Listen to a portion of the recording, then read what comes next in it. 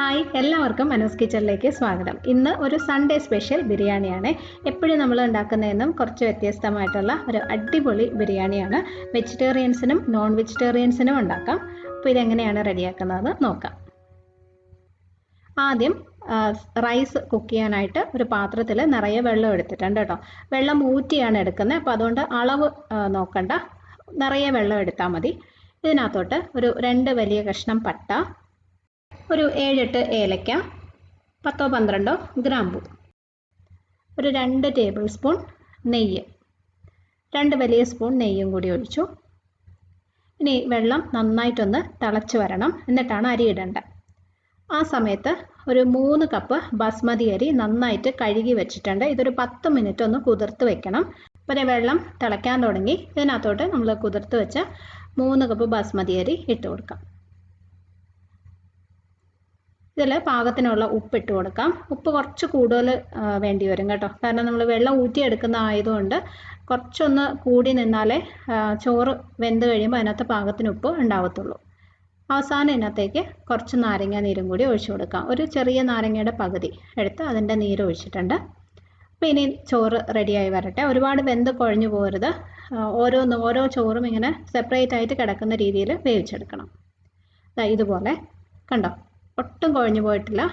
ഈ രീതിയിൽ വേവിക്കാം. ഇനി വെള്ളം ഊറ്റി ചോറൊന്ന് തണുക്കാനായിട്ട് മാറ്റി വയ്ക്കാം.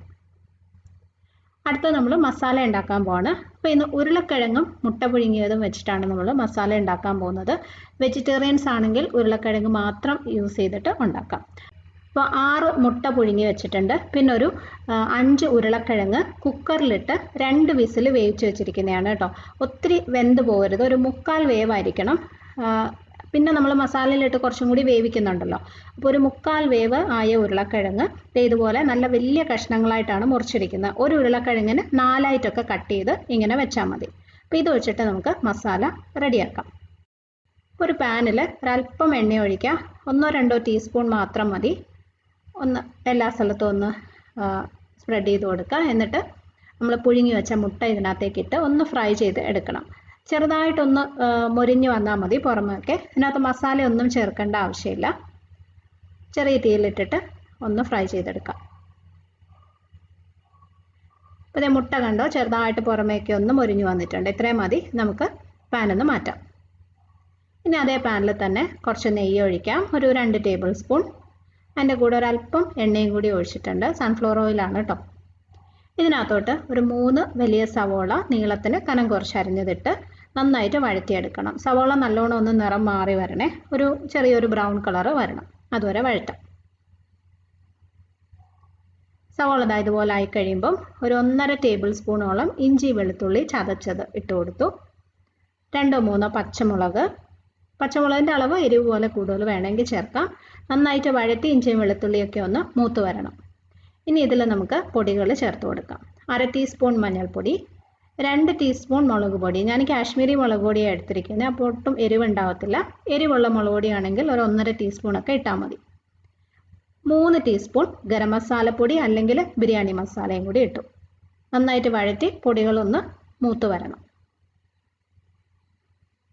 ഇതിൽ ഒരു വലിയ തക്കാളി, ചെറുതാണെങ്കിൽ 2 എടുക്കണം, അരിഞ്ഞതും കൂടി ഇട്ട് നന്നായിട്ട് മിക്സ് ചെയ്ത് തക്കാളി നന്നായി വെന്ത് ഈ മസാലയുടെ കൂടെ അങ്ങ് ചേരണം. പൊടികൾ കരിഞ്ഞു പോവും, അടിയിൽ പിടിക്കുന്നു എന്ന് തോന്നുവാണെങ്കിൽ ഒരല്പം വെള്ളം ഒഴിച്ചു കൊടുക്കുക കേട്ടോ. 2-3 ടേബിൾ സ്പൂൺ വെള്ളം ഒഴിച്ചു കഴിഞ്ഞാൽ പെട്ടെന്ന് തന്നെ തക്കാളി അങ്ങ് വെന്ത് കിട്ടും. അപ്പോൾ ഇതുപോലെ ആയിട്ടുണ്ട്. മസാല കണ്ടോ, തക്കാളി നല്ലോണം വെന്ത് ചേർന്നു. ഇത് മതി. ഇനി തീ കുറച്ച് വെച്ചിട്ട് ഇതിനകത്തേക്ക് ഒരു 2 ടേബിൾ സ്പൂൺ തൈര് ചേർത്ത് കൊടുക്കാം. അധികം പുളിയില്ലാത്ത തൈരാണെങ്കിൽ നല്ലതായിരിക്കും. നന്നായിട്ട് മിക്സ് ചെയ്തെടുക്കാം. ഇനി നമ്മൾ പുഴുങ്ങി വെച്ച ഉരുളക്കിഴങ്ങും ആവശ്യത്തിന് മല്ലിയിലയും പുതിനയിലയും കൂടിയാണ്. ഒരു 2 പിടി മല്ലിയിലയും പുതിനയിലയും ഞാൻ രണ്ടും കൂടി മിക്സ് ചെയ്ത് വെച്ചിരിക്കുന്നതാണ് കേട്ടോ. അഥവാ പുതിനയില കിട്ടിയില്ല എന്നുണ്ടെങ്കിൽ മല്ലിയിലയും കുറച്ച് കറിവേപ്പിലയും കൂടി വേണമെങ്കിലും ചേർക്കാം. ആവശ്യത്തിന് ഉപ്പും കൂടി ഇട്ടിട്ട് എല്ലാം കൂടി നന്നായിട്ട് മിക്സ് ചെയ്ത് എടുക്കണം. അപ്പോൾ ഈ ഉരുളക്കിഴങ്ങ് കുക്കറിൽ 2 വിസിലാണ് വേവിച്ചിരിക്കുന്നത്. അപ്പോൾ ഞാൻ പറഞ്ഞല്ലോ 1/4 വേവ് ആയിട്ടുള്ളൂ. ഒത്തിരി വെന്ത് സോഫ്റ്റ് ആയി കഴിഞ്ഞാൽ നമ്മളിങ്ങനെ മിക്സ് ചെയ്യുന്ന സമയത്ത് അത് വല്ലാതെ അങ്ങ് ഉടഞ്ഞു പോവും. പിന്നെ കുറച്ചും കൂടി സമയം നമ്മൾ മസാലയുടെ കൂടെ വേവിക്കുകയും കൂടി ചെയ്യുമ്പം അവസാനം ഇങ്ങനെ കഷ്ണങ്ങളായിട്ട് നമുക്ക് കഴിക്കാനായിട്ട് കിട്ടത്തില്ല. അത് പ്രത്യേകം ശ്രദ്ധിക്കണം കേട്ടോ. 3/4 വേവേ ആവാൻ പാടുള്ളൂ. നന്നായി മിക്സ് ചെയ്തു. ഇതിൽ ഞാനൊരു 1/2 കപ്പ് വെള്ളവും കൂടി ഒഴിച്ചിട്ടുണ്ട്. ഒരുപാട് വെള്ളം വേണ്ട. ഈ മസാല നല്ലതായിട്ടൊന്ന് വേവാൻ ആവശ്യത്തിന് മാത്രം 1/2 കപ്പ് വെള്ളം ഒഴിച്ചിട്ടുണ്ട്. ഇനി ഒരു 10 മിനിറ്റ് ചെറിയ തീയിൽ ഇത് അടച്ചു വയ്ക്കാം. നന്നായിട്ട് സവോളയൊക്കെ വെന്ത് നല്ലൊരു മസാലയായിട്ട് വരണം. ഉരുളക്കിഴങ്ങിൽ നല്ലോണം മസാലകളൊക്കെ പിടിക്കുകയും വേണം. ചെറിയ തീയിൽ അടച്ചു വയ്ക്കുക. ഇടയ്ക്കിടയ്ക്കൊന്ന് ഇളക്കി കൊടുക്കണം. അടിയിലൊന്നും പിടിക്കാതെ നോക്കണം. 10 മിനിറ്റ് കഴിഞ്ഞപ്പോൾ ദേ മസാല റെഡി ആയിട്ടുണ്ട്. കണ്ടോ, എണ്ണയൊക്കെ നന്നായിട്ട് മുകളിൽ തെളിഞ്ഞു വന്നിട്ടുണ്ട്. ഉരുളക്കിഴങ്ങൊന്നും ഒട്ടും ഉടഞ്ഞു പോയിട്ടില്ല. കഷ്ണങ്ങളെല്ലാം അതുപോലെ തന്നെ ഉണ്ടാവും. ഇതുപോലെ നല്ല തിക്കായിട്ടുള്ളൊരു മസാല ആയിരിക്കണം. ഇനി ലാസ്റ്റ് ഇതിനകത്തേക്ക് ഒരു 1/2 ടീസ്പൂൺ നെയ്യ് ഒഴിച്ചു.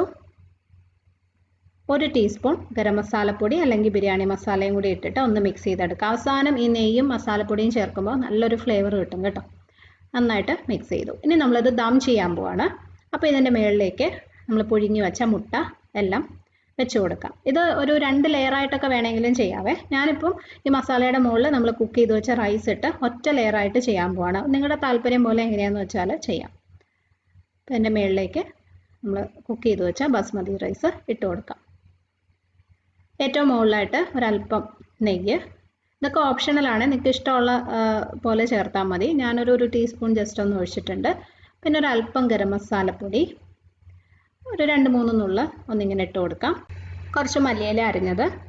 ഇനി ഞാനൊരു 2 ടേബിൾ സ്പൂൺ പാലെടുത്തിട്ടുണ്ട്. പശുവും പാലാണ്. അതിനകത്തേക്ക് ഒരല്പം പൈനാപ്പിൾ എസൻസ് ചേർത്തിട്ട് അതും കൂടി ഇതിനകത്തോട്ട് ഒഴിച്ചു കൊടുക്കുന്നുണ്ട് കേട്ടോ. നിർബന്ധമില്ല, ചേർത്ത് കഴിഞ്ഞാൽ നല്ലൊരു ഫ്ലേവർ കിട്ടും ബിരിയാണിക്ക്.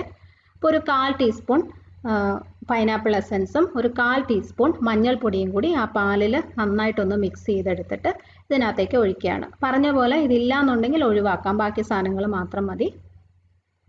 മേളിലേക്ക് ഇങ്ങനെ ഒഴിച്ചു കൊടുക്കാം. ഇനി ഇതൊരു 15 മിനിറ്റ് ഏറ്റവും ചെറിയ തീയിൽ നമ്മൾ അടച്ചു വെച്ച് ദം ചെയ്തെടുക്കാൻ പോവാണ്. വേണമെങ്കിൽ ഒരു അലുമിനിയം ഫോയിൽ എന്തെങ്കിലും വെച്ച് കവർ ചെയ്യാം കേട്ടോ. അപ്പോൾ നമ്മുടെ ബിരിയാണി ഇതാ ഇവിടെ റെഡി ആയിട്ടുണ്ട്. കണ്ട, ചോറൊന്നും ഒട്ടും കുഴഞ്ഞു പോകാതെ നല്ല അടിപൊളിയായിട്ട് കിട്ടുമേ. സെർവ് ചെയ്യുന്ന സമയത്ത് എല്ലാം കൂടി നല്ലോണം മിക്സ് ചെയ്തെടുത്താൽ മതി. അതല്ലെങ്കിൽ മസാല സെപ്പറേറ്റ് ആയിട്ട് വേണമെങ്കിലും വെക്കാം. അപ്പോൾ നല്ല സൂപ്പർ ടേസ്റ്റി ആയിട്ടുള്ള ബിരിയാണിയാണ് ഇത്. മുട്ട കഴിക്കാത്തവർക്ക് ഉരുളക്കിഴങ്ങ് മാത്രം വെച്ചുണ്ടാക്കിയാലും അടിപൊളി ടേസ്റ്റാണ് കേട്ടോ. ആ ഉരുളക്കിഴങ്ങെല്ലാം ഓരോ കഷ്ണങ്ങളായിട്ട് തന്നെ നമുക്ക് കഴിക്കാൻ കിട്ടും. ഒട്ടും ഉടഞ്ഞൊന്നും പോകത്തില്ല. അപ്പോൾ ഈ ബിരിയാണി നിങ്ങൾ ഉണ്ടാക്കി നോക്കിയിട്ട് അഭിപ്രായം അറിയിക്കണം. വീഡിയോ ഇഷ്ടമായെങ്കിൽ ലൈക്ക് ചെയ്യാനും ഷെയർ ചെയ്യാനും കമൻറ്റ് ചെയ്യാനും മറക്കരുത്. സബ്സ്ക്രൈബ് ചെയ്തിട്ടില്ലാത്തവരുണ്ടെങ്കിൽ ഒന്ന് ചെയ്ത് സപ്പോർട്ട് ചെയ്യണേ. അടുത്തൊരു നല്ല റെസിപ്പി ആയിട്ട് നമുക്ക് വീണ്ടും കാണാം. Bye friends, thank you for watching.